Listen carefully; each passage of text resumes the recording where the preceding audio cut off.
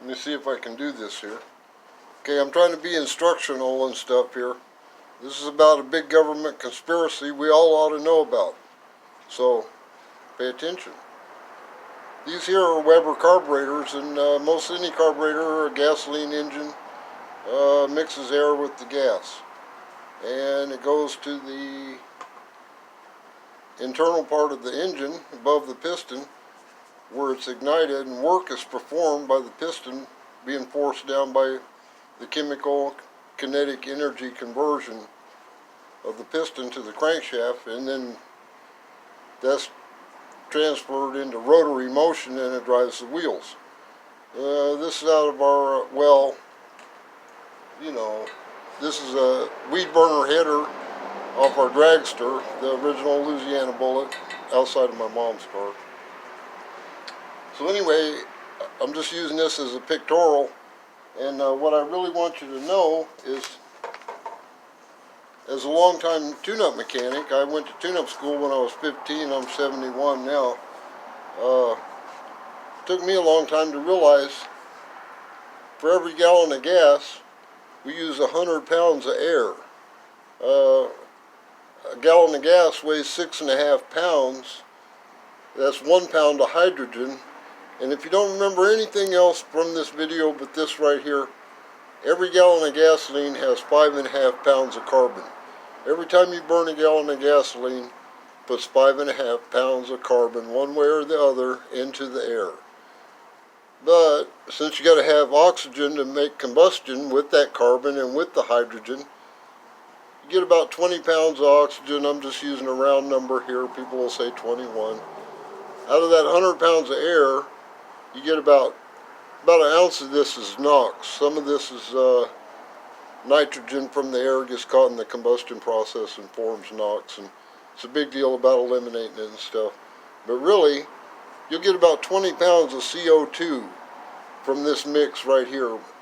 And part of it is they try to run the engine oxygen rich or lean, a lean condition, to avoid this right here. We used to have PM particulate matter, 10 microns was the standard. And it's kind of when you see soot or something, it might be a big clump of a molecule like that right there, or else it might be a long string molecule. I'm not really certain about all this chemistry stuff, but I know this, the standard was PM 10.0, PM 10 was the particulate matter, and that's the micron size there, 10 microns. So what they did was they made it be particulate matter 2.5. Well, by burning the engine hotter and using a catalytic converter to make sure more oxygens hook up with the carbons, so no carbons escaped unburned. You follow me so far? So it breaks it up where it's smaller particles either way from this here, so it's less visible in the air. There might be less of these numerically, but they're visible. So by breaking it up, it becomes invisible. But all of this goes back to this here. There's still 5.5 pounds of carbon in the air for every gallon of gasoline. But now there's less oxygen in our air that we're breathing. So I grew up in Allendale, California, and it was due west of Sacramento. Sacramento fails the EPA test every year. But we could see a big brown cloud over Sacramento, and I could see people are living in this bubble.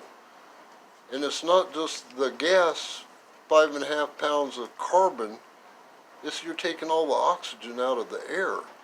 And the more times you recycle that on certain days when there wouldn't be no wind and it was hot, you could just see that big bubble there. And whether the bubble's kind of invisible or not, none of this here that the EPA does makes you use less gasoline. That's the only thing that'll make us stop putting 5.5 pounds of carbon in the air. So this might fool us into thinking, oh, look how clean the air is. But we're not doing anything to get rid of the gasoline and the carbon dioxide. So, if I sound like an alarmist, there's 300 million cars in the United States, registered vehicles.